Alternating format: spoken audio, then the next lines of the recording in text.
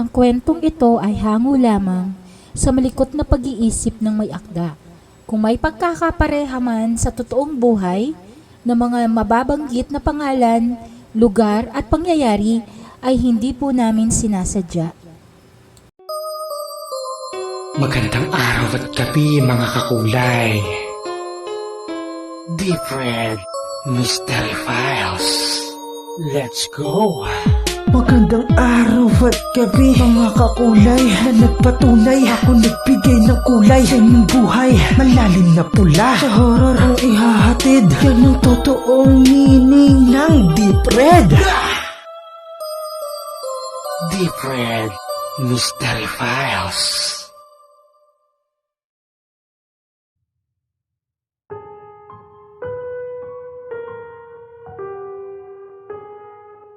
Sa isang lugar sa Tarlac ay mayroong hindi maipaliwanag at nakakapangilabot na pangyayari sa may irigasyon. Napapadalas kasi ang aksidente rito, lalo na sa mga nakamotor na tinatahak ang daan nito. Katulad na lamang ng karanasan ni Manuel. Pauwi na siya ng bahay galing ng kanyang trabaho. Ngunit napansin niyang maraming pulis na nanguhuli sa may highway. Kung kaya naman ay naisipan niyang dumaan sa irigasyon. Wala pa kasing lisensya si Manuel. Kaya kahit marami na siyang nababalitaang aksidente ay hindi na siya nag-atubiling dumaan pa roon. Habang binabaybay ni Manuel ang mabatong daan ay kusang tumataas ang lahat ng balahibo nito sa kanyang katawan. Dahil marami siyang kwento na naririnig tungkol sa Tres Marias na sanhi raw ng mga aksidente sa lugar na dinadaanan niya. Sandali, sino nga ba ang Tres Marias? At ano ang kanilang pakay sa mga dumaraan sa irigasyon? Sila ang tatlong dalagitang sinasabing nalunod sa irigasyon. Ilang taon nang nakakalipas. Silipin muna natin ang kanilang kwento bago tayo magpatuloy sa karanasan ni Manuel.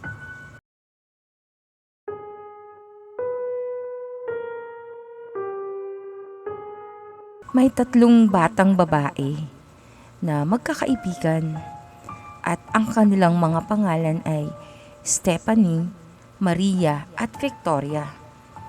Bata pa lamang ay matalik na silang magkakaibigan. Magkakaklase rin silang tatlo mula una hanggang ika-6 na baitang sa elementarya. Silang tatlo rin ang nangunguna sa kanilang klase bilang first, second at third honors.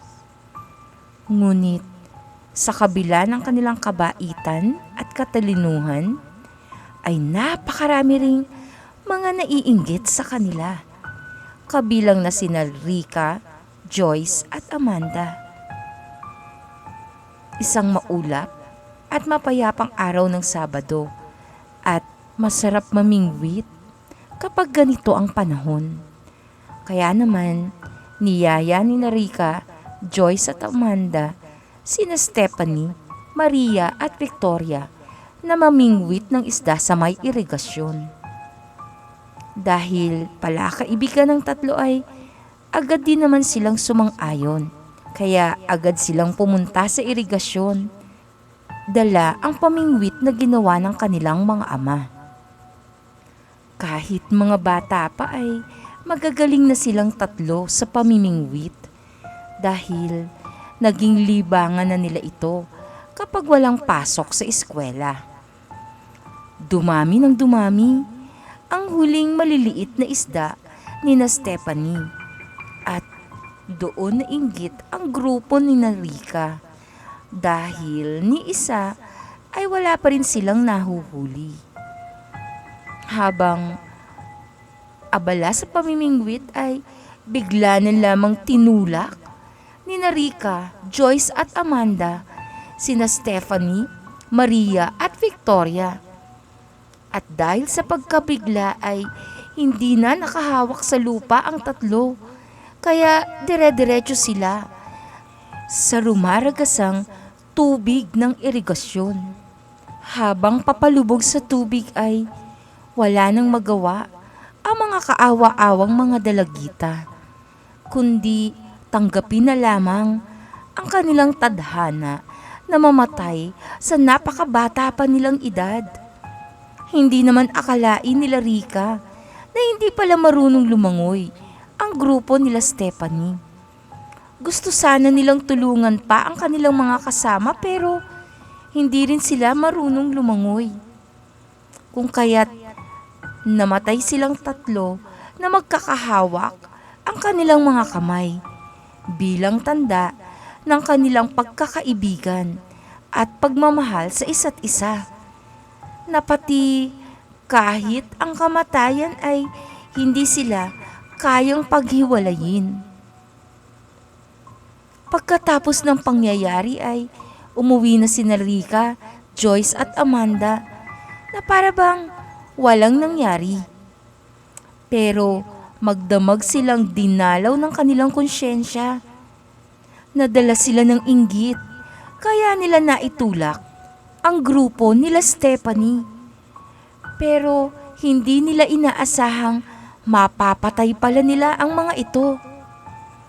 Kinabukasan, habang papunta ang isang magsasaka sa kanilang bukid ay nakita niya ang bangkay ng tatlo na palutang-lutang na lang sa irigasyon at pawang wala ng buhay. Agad niya itong ipinagbigay alam sa kapitan ng kanilang barangay at naipaalam din sa mga magulang ng mga dalagita. Sabay-sabay nilang ibinurol ang mga labi ng mga dalagita. Dahil magkakapit-bahay lang sila ay nagpasya silang sa bakuran na lang ng bahay nila Stephanie gagawin ng burol dahil malawak naman ito at para hindi sila magkahiwa-hiwalay. Sa ikatlong araw ng burol ay nagpakita ang mga dalagita sa kani-kanilang mga magulang sa mga panaginip. Nakatingin lamang sila sa kani-kanilang mga magulang habang nakaluhod at lumuluha ng dugo. At tila ba humihingi sila ng hustisya sa kanilang maagang pagpanaw.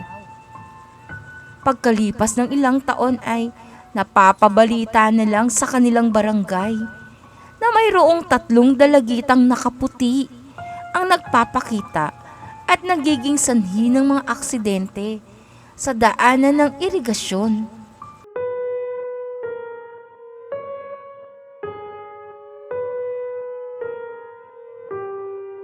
Bumalik naman tayo sa storya ni Manuel.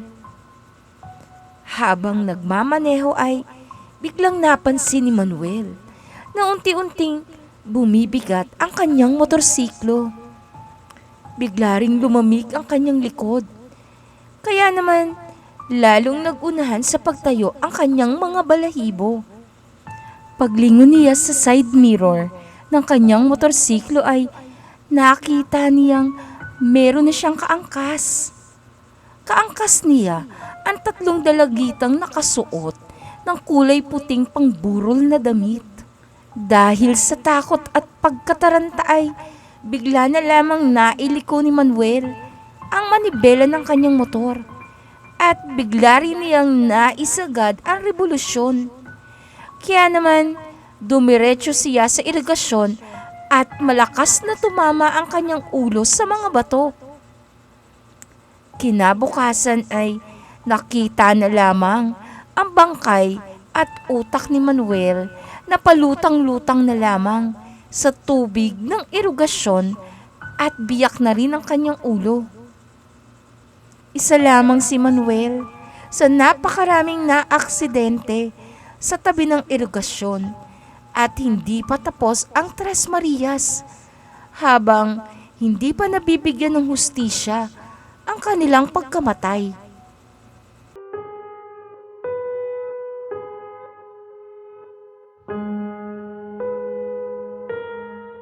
Sa labas naman ng paaralang sekundarya ay nag-uusap ang tatlong babae na nasa ika-4 na taon na ng kanilang high school. Ano ba yan mga girls? May namatay na naman kagabi sa irigasyon. Bungad ni Rika sa mga kaibigan. Hoy, Rika, di ka ba kinikilabutan sa mga sinasabi mo, ha? Tanong ni Amanda sa kaibigan. Oo nga, Rika. Di ba tayo may kasalanan kung bakit may naaksidente doon? Sabat naman ni Joyce. Ano ba kayo? Di natin kasalanan kung bakit pumapatay ang tatlong yun. Bakit di pa kasi sila dumiretso sa impyerno? Naisipan pa nilang tumambay doon. Depensa naman ni Rika sa mga kaibigan.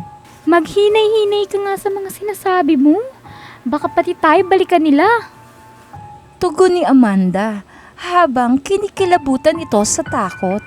Huwag ka ngang matakot. Baliw to. Sa irigasyon lang sila pumapatay. Kaya habang hindi tayo pumupunta ron, hindi tayo mapapahamak, mga duwag. Sagot muli ni Rika sa mga ito. Sa kanilang pag-uusap ay hindi na nila namalayang gumagabi na pala at wala na silang pwede pang masakyan pa uwi ng kani-kanilang mga bahay. Kung kaya napagdesisyon na nilang maglakad na lang. Ngunit wala silang ibang pwedeng madaanan kundi ang irigasyon. Uy, Rika. Tama ba yung plano mong dito tayo dumaan? Natatakot na ako eh. Tanong ni Joyce habang nanginginig na ang boses nito. Rika, tama ang sinasabi ni Joyce. Bumalik na lang tayo at maghanap ng masasakyan natin.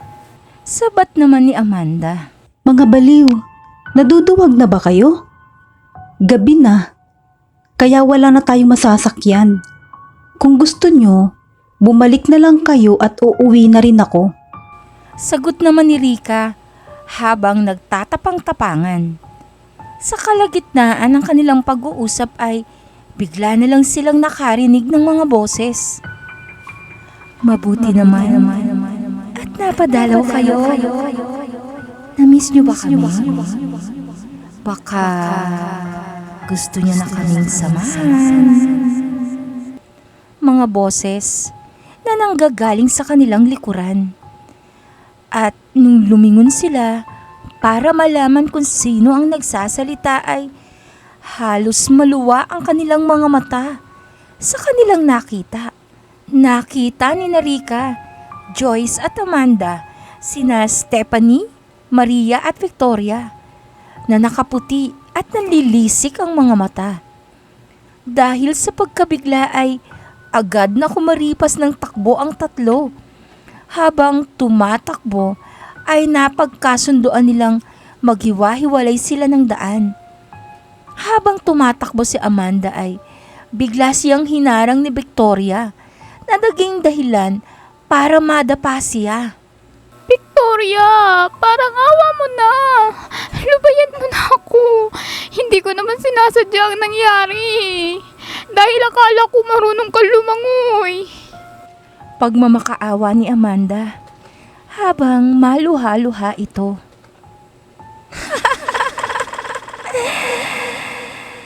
at bakit naman ako maawa sa iyo? Naawa ka ba sa akin?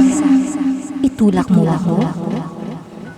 Naawa ka ba nung pinatay mo ang isang walang muwang magalagitang kagaya ko? Magkasunod na tanong ni Victoria kay Amanda. Hindi na hinayaan pa ni Victoria na makapagsalita pang muli si Amanda dahil agad nitong hinampas ng malaking bato ang ulo ng dalaga na naging sanhi ng pagkawala nito ng malay. Nang wala ng malay ang dalaga ay agad niya itong pinagulong patungo sa rumaragasang tubig ng irigasyon na naging sanhi ng pagkalunod at pagkamatay nito. Napansin naman ni Joyce na wala nang humahabol sa kanya, kaya tumigil muna siya para makapagpahinga. Nakakatakot. Buti na lang, hindi na nila ako sinusundan. Bulong niya sa kanyang sarili. Umupo muna siya sa may gilid ng irigasyon at tumingin-tingin sa kanyang paligid para siguraduhin kung ligtas na nga talaga siya. Laking pasasalamat niya nang wala siyang makitang bakas ng Tres Marias. Tatayo na sana siya nang bigla niyang nakita si Maria sa kanyang harapan. Dahil sa labis na pagkagulat ay napaatras si Joyce na naging dahilan para mahulog siya sa rumaragasang tubig ng irigasyon. At dahil hindi siya marunong lumangoy, kinalaunan ay nalunod na rin siya at namatay. Habang tumatakbo naman si Rika ay di niya napansin ang isang malaking bato na naging sanhi ng kanyang pagkakasubsob sa lupa. Pagtayo niya ay nakita niya si Stephanie na nakatingin ng matalim sa kanya. Kulay itim na ang suot nito at iba na rin ang kanyang itsura. Isa na siyang naaagnas na bangkay. Lalo namang natakot si Rika sa nakita at nagsitayo ang lahat ng balahibo niya sa kanyang katawan. Rika, hindi ka ba natutuwa?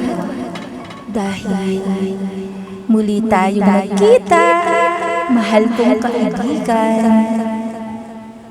Tanong ni Stephanie sa nakakatakot na boses. Stephanie, maaawa ka. Pinagsisisihan ko na ang mga nagawa kong kasalanan sa'yo. Pagmamakaawa ni Rika habang nauutal-utal ito. Pinagsisihan? Talaga ba? Narinig ko pa nga ang mga pinag-uusapan sa kanina eh. Sagot naman ni Stephanie. Pero huwag kang mag-alala. Hindi kami ganun kasama. Kagaya nyo. Kung kaya't hindi ka namin papatayin. Pero sa isang kondisyon. Kailangan mong aminin ang mga nagawa mo. Akuin mo rin ang pagkamatay ni na Joyce at Amanda. Duktong pa nito, napaluhanan ng tuluyan si Rika nang malaman niyang patay na ang kanyang mga kaibigan. Sumunod si Rika sa usapan at inamin na niya na siya ang pumatay sa Tres Marias at inako rin niya ang pagkamatay ng dalawa niyang kaibigan. Ngunit hindi pa doon natatapos ang kalbaryo ni Rika. Makikita siya ngayon na pakalat-kalat sa kalsada. Minsan, naglalakad pa siya ng walang saplot. At kung minsan ay bigla na lamang siyang tumatawa. Tung tung tung pakitong kitong alimango sa dagat. Malaki at masarap.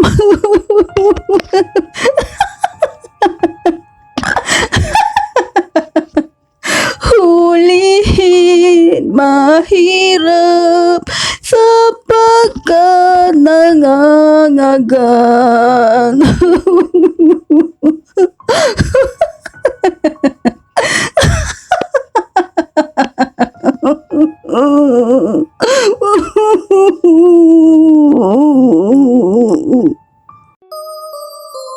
Magandang araw at gabi mga kakulay.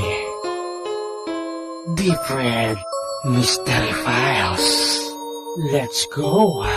Magandang araw at gabi mga kakulay na nagpatunay. Ako nagbigay ng kulay sa inyong buhay. Malalim na pula sa horror ang ihahatid. Yan ang totoong meaning ng Deep Red. Deep Red Mystery Files.